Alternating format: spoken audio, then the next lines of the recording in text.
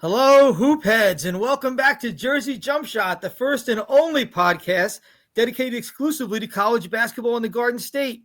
I'm Jerry Carino. My co-host, as always, is Steve Edelson, and our guest today is a timely one because March Madness is coming to our great state. The East Regional of the NCAA tournament will take place at the Prudential Center for the first time since 2011. Thursday night, the regional semifinals feature Alabama against BYU and Duke against Arizona. Both games will air on CBS, with the championship game and a berth to the Final Four to follow on Saturday. Overseeing all of this, the guy responsible for bringing the madness to Newark is Dylan Wanagiel. Dylan, Prudential Center, welcome aboard. Thanks for coming to Jersey Jump Shot. Thanks so much for having me on, Jerry and Steve. It's an honor to be here today. Dylan's a Monmouth County guy. He's a modern-day prep class of 1989 graduate. Baseball, bowling, tennis, played hoops there, a five-sport athlete, I'm told, and a former public address announcer there as well. And, Steve, you're a Monmouth County guy. That probably brings back some good memories for you. That was a great time back in the late 80s for modern-day athletics. I don't know, Dylan, just tell me about your time there and kind of how that all shaped your career, your experiences there in Middletown.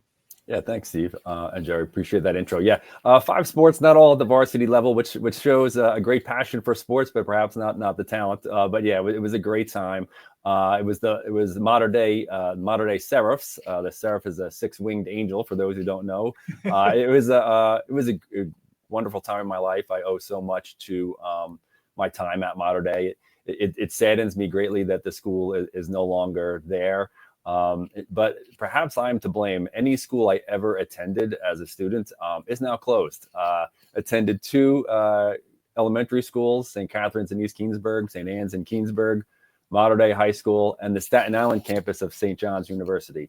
All gone. So maybe it's on me. I think every school should be happy I decided not to go to grad school. Well, you did a good job getting the East Regional to the Prudential Center for sure. So I'm sure fans of those schools are thrilled about your magic touch here. Why don't you give us a little bit of perspective into how this happened, the bidding process, and how this came to be? Sure. Really have to take a step back. The gentleman who runs our department, our head of programming, Sean Seda, he and his team at the time, because this bidding, what maybe people don't realize, this bid process would have been in 2019, early 2020, and the city of Newark, Prudential Center, and Seton Hall University were awarded this event in October of 2020. So here we are 4.5 years later, and it's finally coming to fruition. At the time, I was at Madison Square Garden. I was involved in bidding and got the 2016 wrestling championships. And now I'm doing the bidding here for Prudential Center in Newark for future NCAA events.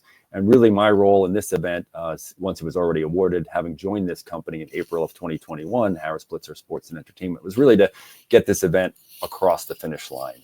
So some of the heavy lifting had already been done before I got here by Sean and team. But now, especially over the last year, a lot of meetings, a lot of great colleagues of mine working on this event. So many to mention. Like quick shout out to Andrew Basiri, Bill Hanasek, great folks to work with, but really an army of people. It certainly takes a village, and certainly working with Seton Hall has been tremendous. So yeah, here we are a couple days out. We're super excited. Was there a big selling point, Dylan? Was there one biggest thing that you think helped make this happen? I'm sure that it was super competitive for who was going to host this event. Well, you've got that right.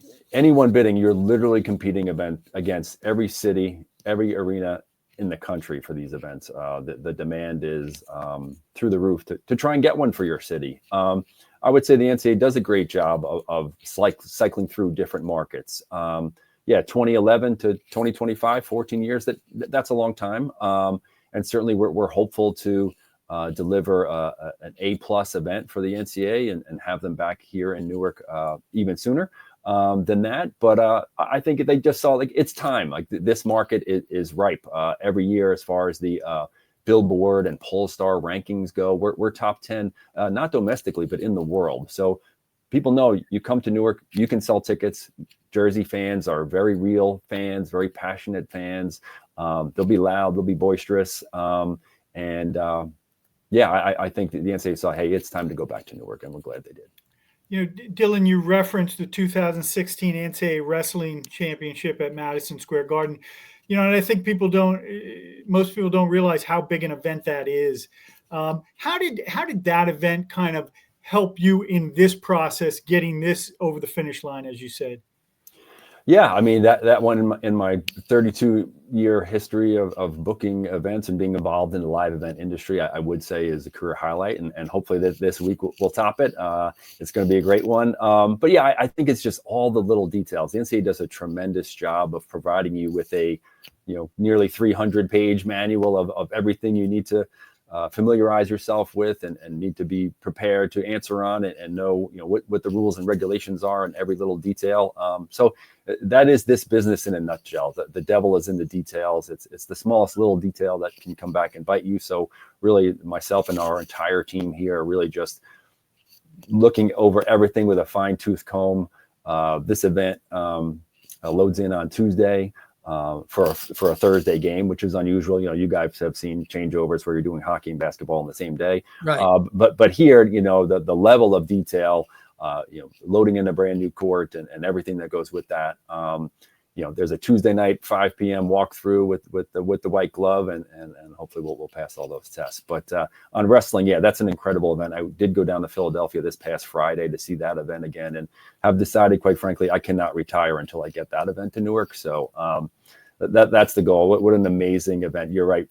Jersey, thankfully, is a very passionate wrestling fan base. You saw, President Trump was there Saturday night for a wild atmosphere, huge upset in the final match of the night. So, we love our hoops. We love our wrestling too. So we'll see what the future holds. All right. Now, in that 300-page manual, was there a page devoted to having the proper cups, Dylan?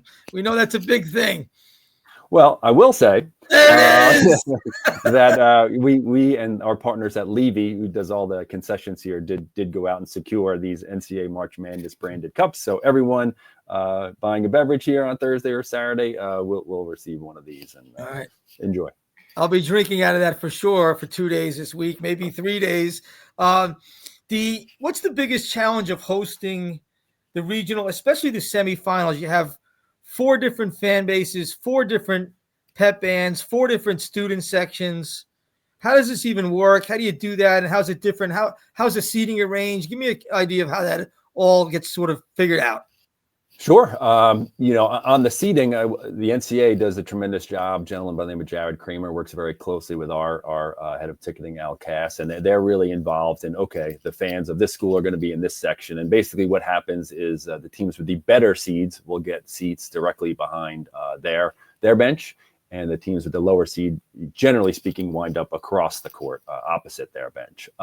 So coordinating that is left up to the ticketing experts. I would say in terms of challenges, for us, it's just we will see many people here, whether it's certain NCAA administrators, basketball coaches, players, fans who are in Newark for the very first time. So we've worked very closely with the city. They're going to have a lot of ambassadors on that path of travel from Newark Penn Station, NJ Transit, to Prudential Center. It's only a few block walk, but you'll see ambassadors out there with orange vests, orange jackets, easily identifiable for fans who are out of town. Hey, exactly which path do I walk to get to Prudential Center, or other questions about the city. So really, we're just trying. This is the ultimate. You never get a second chance at a first impression event. So for us, it's just making sure the building is spotless.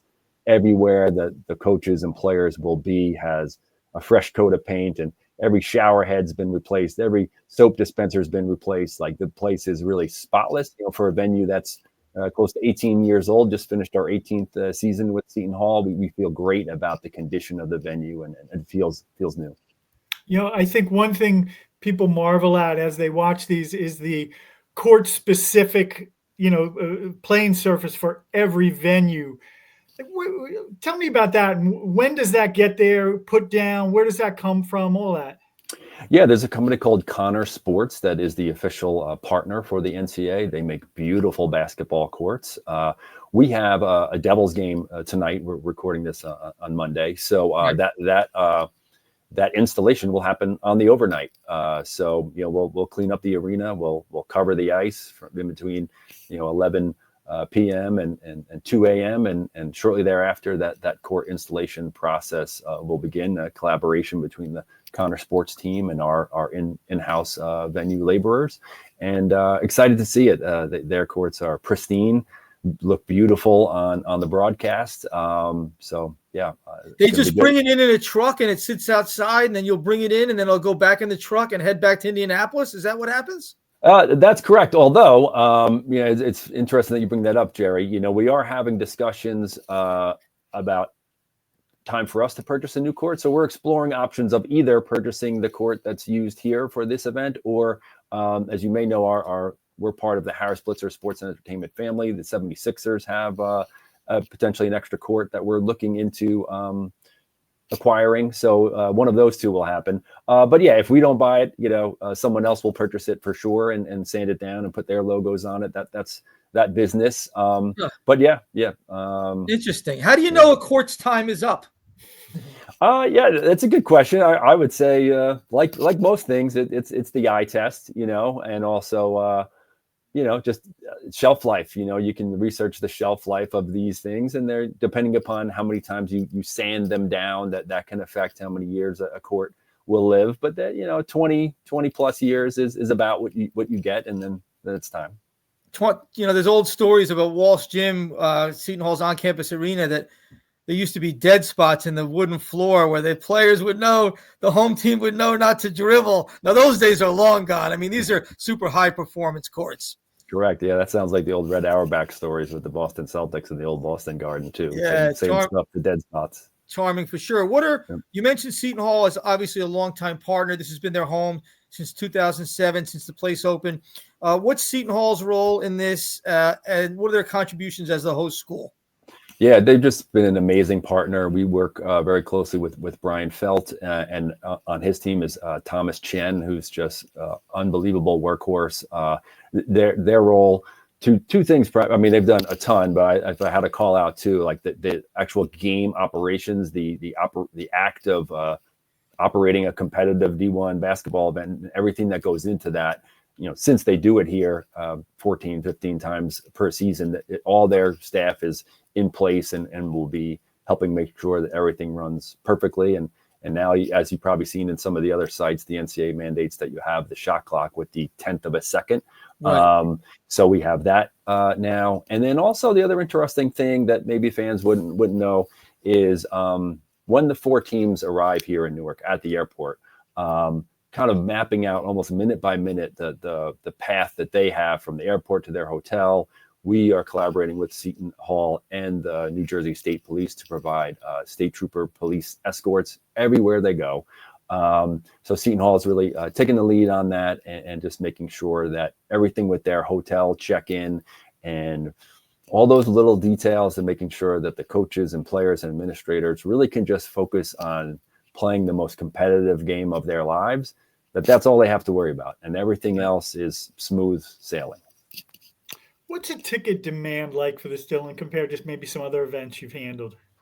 Yeah, I mean, it's been great. You see a couple posters behind me of UFC, which has been a great hit for us the past couple of years, right. And a huge ticket demand there. And this event is rivaling it, and then really ultimately surpassing it. We really have to say we got a great field of teams here.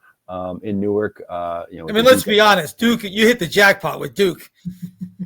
Hey, look, we're Switzerland here. We're nonpartisan, but to have Duke and Arizona and Alabama, BYU, what two tremendous games with super passionate fan bases, many different storylines and angles. And Duke Arizona rematch of the 2001 championship game, and obviously, they have Cooper Flagg and then Caleb Love on Arizona. That's going to be a heck of a matchup. Two very talented and deep teams. And obviously the BYU-Alabama game should be really a high-scoring, high-flying affair. Dylan, have you had encounters with Duke fans before? I mean, a large group of Duke fans? I have, and it's something else. It's unreal. It's surreal, the way they act in unison and all that stuff. Yes, I have. They're a passionate bunch, and they got their chanting and their singing, and they love their basketball, and they're knowledgeable basketball fans. They know when to be loud and maybe when not to, and when to try and affect the game, which that's the cool thing. When you have 20,000 people under one roof,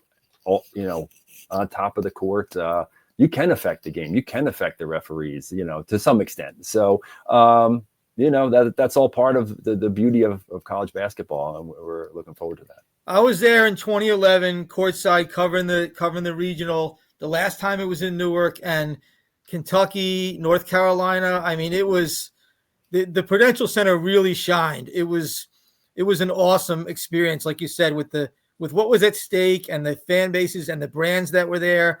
I think people are going to be super impressed on the vibe that it's different than any other. We've been to a lot of great sporting events. You've hosted a lot of great ones. It's different than any other sporting event. This year, Dylan, you have hosted a lot of big basketball games in the run up to this. You had Villanova, Maryland, Rutgers, Princeton, which I was at, which was sensational atmosphere. You had UCLA, Baylor. It just seems like the Prudential Center is sort of positioning itself as, hey, we can be a venue for big, regional or national basketball games. What's on your radar in terms of that stuff for the future? Well, yeah, Jerry, thank you for the kind words. I really appreciate that. Yeah, I'll say like 4 years ago when I joined the company, Sean really tasked me. He said, hey, we love sports here and we want to do more. So what do we do? So, yeah, we have had a really nice year. You talked about a Villanova, Maryland game, went down to the very last shot here, much like Maryland did yesterday. And that was an event run by Gazelle Group. Right. Rick Giles, good partner of ours. We know him well. With them. And then we really ran the Never Forget Tribute Classic this year on our own. That was our baby. And I remember your tweet that day where it felt like March. And it really did. That was a tremendous event. Rutgers and Princeton, never more than a 5-point lead. The whole game went down to the last shot as well. And and the women's Coretta Scott King Classic is something we launched this year. We had, as you mentioned, UCLA, Baylor, Texas, Maryland, a tremendous event on Martin Luther King Day. So we are always looking to do more. So right now we are working on next year's Never Forget Tribute Classic, kicking around ideas. And I almost have a question for you. I've long been an admirer of the Big Five event down in Philly, which is now 6 teams. And since I got here, I've been almost bombarded from every single walk of life of people saying to me that, hey, how come New Jersey doesn't have this? So I will say that this is something that we are very much over the next month here, we'll be actively working on to say, can we pull this off? Ideally with all 8 D1 New Jersey teams. Wow. If not this year, believe me, it's something that we're not going to give up on. This has to happen. Why Philly and why not New Jersey? Why not us? So that is a goal of mine, personally and professionally. If not this year, we'll figure out something else for Never Forget Tribute Classic. It's a great event. Boy, Dylan, that's going to be music to every Jersey college basketball fan's ears. That's a question I get bombarded with. And one thing we saw this year, like as the Prudential Center as the host of Rutgers Princeton, was there's an appetite for this. Like there was an appetite for that game. And so to have sort of Big Five, whether it's a tournament or a round robin or just a multi-game showcase featuring only Jersey teams, I think there's a huge appetite for it. And if you're asking me, how can we do this or why has that not happened? I would say it's really up to the 2 coaches at the high majors. Like I think if you get Seton Hall and Rutgers buy-in, and Steve, you cover Monmouth in the mid majors, those mid majors will fall, those other 6 schools will fall in line. Sure. There's no question. Yeah, I agree with all that. So that is the hope. That is the plan. There will be proposals sent out in the very near future, and we'll see. Mostly what my job is. I'm not much of a fisherman in real life, but in the business world, that's what we do. We are fishermen. We cast our bait out there, and we'll see. Like, can we reel in the big fish? Can we pull something like this together? Like, why not? At the very least, we have to try. It's time. It's time to pull it together. Love it. Yeah. And the goal is it fair to say the goal is not to wait another 14 years to bring the East Regional back here? Will we see it here before then, you think? What's your instinct? For sure. I mean, to be honest with you, Jerry, that's the only true measure of success. Yes, we'll have 2 great nights here with close to 20,000 people each night. We'll probably have some incredibly competitive games and hopefully a one shining moment type of game, a buzzer beater game. But really the measure of success will be, can we get the East Regional back here in less than 14 years. It's difficult to say, but we will put our best foot forward. Our hat will be in the ring. We'll do as cool of a bid proposal as we possibly can for the NCAA, and hope for the best. But yeah, really, it's showing them that hey, Newark is in the big event business, and this is a great place to come with your event. Well, it'd be great for fans. And speaking of the fans, I know you're having a fan zone at the Prudential Center this week. What do fans need to know about that? Thanks for bringing that up, Steve. Yeah, for both Thursday and Saturday, 2 hours before doors open. So just last night, we did get the official tip-off times, at least for Thursday. So Thursday is 7:09 tip-off for the first game and 9:39 for the second game. So doors open for the arena at 5:30. Doors open for Fan Zone, which is in our Championship Plaza area out on the corner of Edison and Mulberry. That'll open at 3:30, weather permitting. I feel like we're going to get some decent weather here. So it'll be just a fun atmosphere, something to do. Come to Newark a little bit early so you don't have to worry about like huge lines or anything like that, trying to cram in 2 minutes before tip-off. Come early. We got, food trucks, DJ, Pop-A-Shot, Cornhole, Connect Four, some interactive booths. The city of Newark has a booth to tell you everything, tell all the out-of-town fans like what they can see in Newark beyond just Prudential Center. So we're really proud of it. It's something that the NCAA gave us the option to run. Not every city does it, but we said, yeah, we want to do this. We want to give the fans something extra, something fun. So that'll be both Thursday and Thursday and Saturday, 2 hours before doors open to the arena. That's super cool. And that's something that in my travels for the tournament in past years, I've seen that, especially in North Carolina. I know that's a big staple in those cities down there to have this sort of fan zone, this outdoor festival, celebration of the sport. This will be the first time I remember seeing it in this region, which will be great. So we'll be sure to make a note of that, spread the word. And for people who come into the game, hope you'll check that out. So the eyes of the nation will be on Newark and the Prudential Center as March Madness comes to Jersey. You've heard from Dylan Wanagiel, him and his team at the Prudential Center are the folks pulling this thing off, and we're looking forward to being there, Dylan, and we really appreciate you taking time out of what must be a crazy week to come on. You're a local guy, you're a Monmouth County guy, and that makes this extra fun. So we hope you enjoy the madness as we will later this week. Thank you again so much, Jerry and Steve. This has been an honor, my pleasure. We're so excited for this week. Let's have 2 great nights of basketball. Thank you. All right, super. That's great stuff, and that's something new for us, Steve. Thank you, Dylan. Steve, we have talked to a lot of folks in various ends of the basketball spectrum, players, coaches, broadcasters, and now thank you, Dylan, to have Dylan on and an executive from a place like the Prudential Center is a super cool twist to this and a great way to kick off East Regional Week at the Rock. Yeah, absolutely. And listen, I think people love that behind the scenes thing, especially on a big event in your backyard like this. And so it's going to be a cool week. That's great. So let's talk about those games real quick before we get to the tournament at large. The East Regional matchup, Alabama and BYU. It might not seem on the surface to be the sexiest college basketball game, although Alabama certainly is a national title contender. But how about the fact that both of these teams have former Rutgers key players for Rutgers, guys who helped Rutgers reach 2 NCAA tournaments. Cliff Amore is the starting center at Alabama, and he's having a sensational NCAA tournament. And then Mawat Mag is playing off the bench for BYU, but we say off the bench, but he was essential to them reaching this point. His one-on-one stop of Wisconsin star John Tonje at the end of the round of 32 game really won the game for BYU. And so here you have 2 guys who were roommates at Rutgers, who are sort of staples of Steve Peichel building Rutgers into a contender out of the ashes, and now they're taking their post-grad years elsewhere, and they're coming back in Jersey to square off. Steve, you couldn't make it up. Yeah. And listen, it's a good matchup. It's a good game. And Cliff, as you said, Cliff Amore has played so well over the last couple of weeks.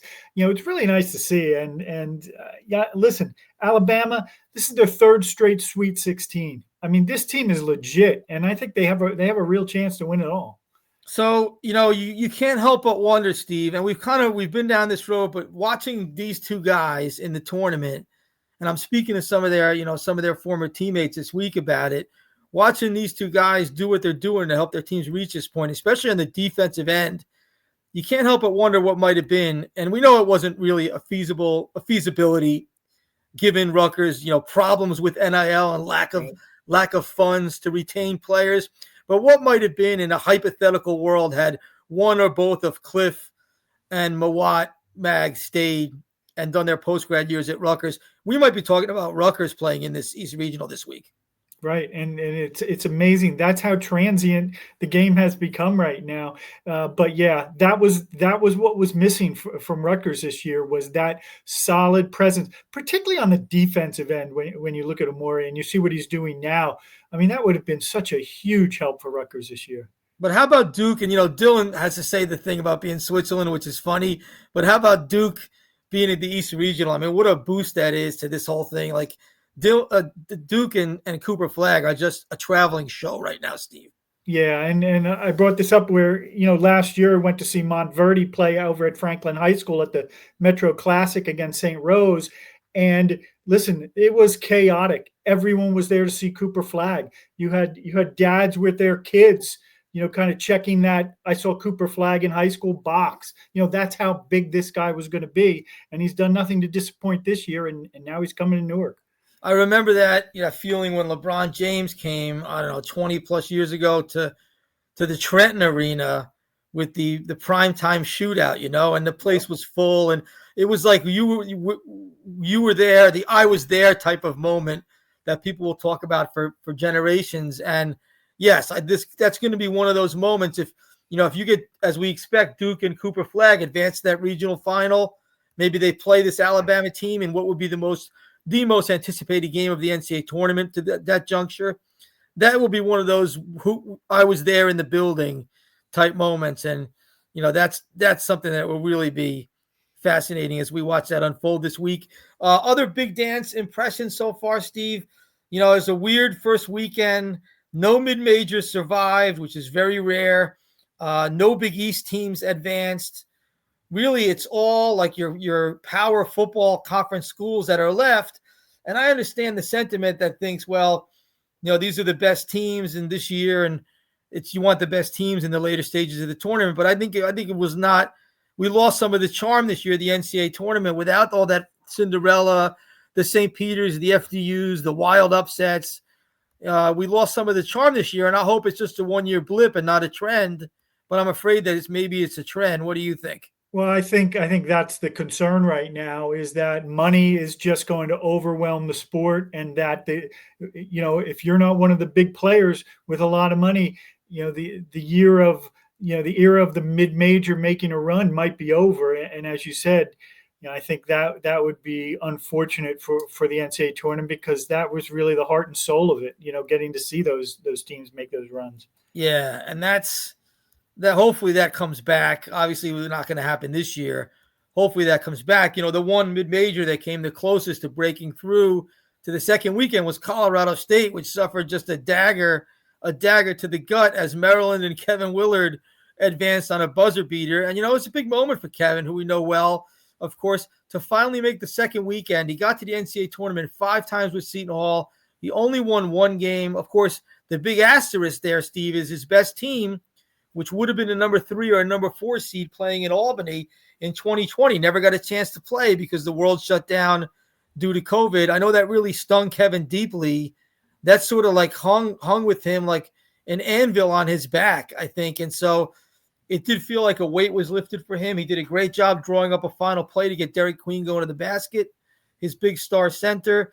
And Kevin did mention in his post-game press conference, people asked him about finally getting to the second weekend. He's like, I wish I'd gotten there first with Seton Hall, and how much he loved the place. And it was a pretty cool moment. But now he has to deal with Florida and that point scoring machine. Maybe he'll take a page out of Dan Hurley's defensive blueprint. But anyway, it was a pretty significant thing for Jersey basketball fans to see Kevin Willard, getting Maryland to that next level now. Yeah, and I think the contrast is so stark this year with how much Seton Hall struggled this year, and now to see him finally, in a Sweet 16. And I think it begs the question, is Seton Hall going to have enough resources to be able to do things like that? Because you see what Kevin Willard is doing with those resources now. Right. And the difference between Kevin Willard now and Kevin Willard at Seton Hall, yes, he's a more mature coach, and he was allowed to grow into the job in South Orange, without getting pushed out the door after struggling for a bit. And that's like the one thing Seton Hall has offered is patience. But you see with added resources what Kevin can do. And there's a lot of really good coaches who don't have the resources. Kevin's a really good coach who has resources, and now you see him breaking through to that second weekend where he couldn't get Seton Hall to, although in 2020, you and I both feel like they would have had a very good chance to get to that second weekend had the world not shut down. So just a quick shout out to Dave Klatsky, who you know well, Steve, former Homedale High School star, took NYU as a head coach in his first head coaching job in the third year, got them to the Division III national championship game where they lost a heartbreaker. They had a 1-point lead with 10 seconds left. And I guess Trinity College from Connecticut got 2 offensive rebounds and then drilled a 3 to win it. Just a brutal way to go, and some madness going on in the D3 level. But Dave Klatsky, I guess, gotten the attention of some people, and we believe he's a candidate to get the job at UPenn, his alma mater, this week. So that'll be worth monitoring. And pretty cool how many coaches this area has produced, right? You saw Andy Toole, a CBA guy and a Penn grad, a former teammate of Dave's at Penn. You saw him pushing, and his Robert Morris team push Alabama to the limit in the first round game.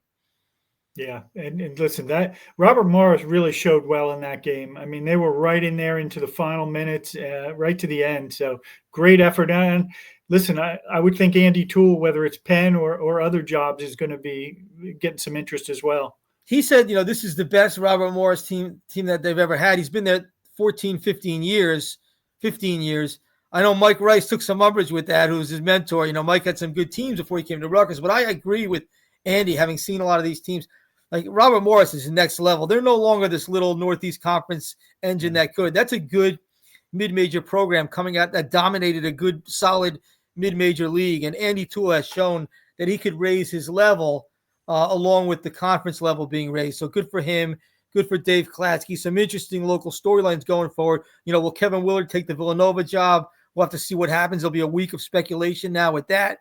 He'd be a good fit there. He's a good fit where he is. Who's going to give him more resources? Fascinating behind-the-scenes tug-of-war going on there, it feels like. And, of course, the portal opens this week. I got to hold my nose when I say this. The portal opens this week. And, Steve, as I've said many times, I have no problem with NIL and players getting some of the pie of this enormous pie of money that college sports generates. But it really changing schools every year, changing schools like you change socks, it's bad. It's bad for, first of all, those players progressing toward a degree, which most of them are going to need in life. The vast majority who don't go on to make big money as pro basketball players. And it hurts fans identifying with their teams. And I think it hurts the game, like you have seen this week. So the portal opens. There's already some action on the Monmouth end, right? It's going to be a circus. My advice to fans is to assume everybody's going in the portal and be surprised when somebody doesn't. What do you think of that? And what have you seen on the Monmouth end so far? Well, yeah, I mean, really the first name that jumped in there was Madison Durr, their starting point guard, who had a really nice season and was a National Player of the Week one week. So, he's going to get interest, obviously. He's an experienced player. He's got a year left. And Abdi Bashir will be in there. We all know that. He's going to draw a lot of interest. So a lot of Monmouth players, I think, are going to be in there, just like every team. And it's going to be a huge roster shuffle, like for everybody. And that's the part of this NCAA tournament's been me trying to figure out who went where. Like you see, we know Dre Davis, of course, is with Ole Miss. But who else is with Ole Miss? The point guard is Jalen Murray. Juju Murray, who you remember well from being in St. Peter's rotation in 2022 when they made the Elite Eight. He's the last of those guys from that rotation still playing. So there's 2 former New Jersey college basketball players going to the Sweet 16 with Ole Miss. And there's Ansley Almanor, who scored 5 points for Kentucky in their second-round game coming off the bench. When they need big free throws, Kentucky brings him in like the foul situations because he's a 90% free throw shooter. There's a St. Joe's Montville alum FDU guy, right? He helped FDU topple Purdue. And now he's with Kentucky, who has a Final Four aspirations. So we mentioned the Rutgers guys. You see these guys pop up all over the landscape who played Jersey college ball or elsewhere, and you need a scorecard. So good for those guys they've improved their situations, presumably. It's good to see them succeed individually. You just get the feeling like it's kind of bad for the game writ large. And so my advice to fans is assume everybody's going in the portal. It's not necessarily a comment on the coach or the team. There's a lot of this is just money driven, and some of it's ego driven, and some of it's people in players' ears. But my advice is assume everybody's going, and when somebody comes back, be appreciative and surprised that they're staying. Right? Retention is the name of the game, but it's becoming sort of a holy grail, an elusive thing as we go into the free agency landscape whirls in college hoops, Steve. So we got a split screen. We got portal week and the drama that brings, but more relevant and immediate to us is the drama of the East Regional coming to Newark, and I'll be there. I'm really looking forward to it. We'll follow up next week with some insights as to what that was like. Appreciate Dylan Wanagiel of the Prudential Center for coming on. We'll be at the Rock, and we'll be back here to talk more hoops, Jersey, madness, and other stuff on our plate as we continue to progress through March on the Jersey Jump Shot. Thanks for joining us. We'll see you soon.